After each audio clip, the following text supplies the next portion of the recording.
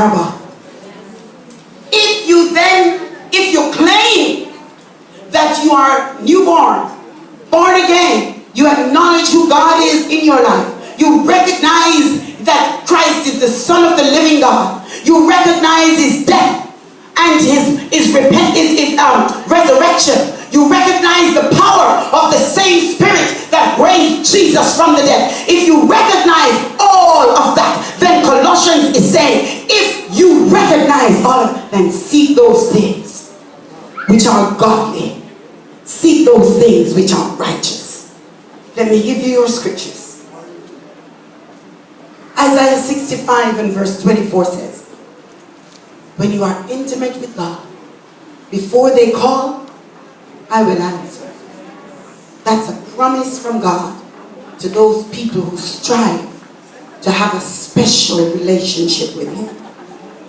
And Philippians 3 verse 10 says, Paul to the Philippians, when he recognized what was going on in Philippi, he sent them a message. He said, that I might know him.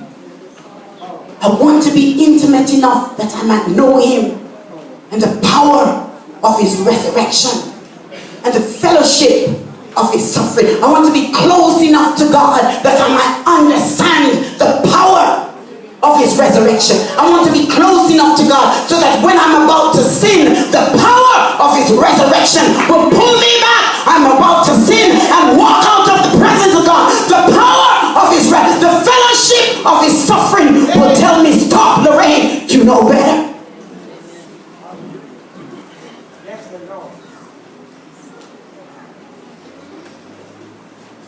There is a story that is told about a young boy.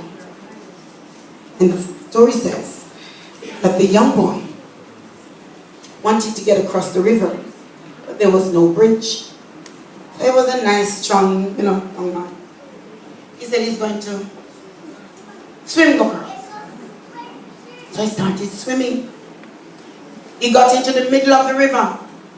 And then he decided, saying, too tired. He might go back. So he turned around, because he's too tired to go across. In the slam in the middle of the river.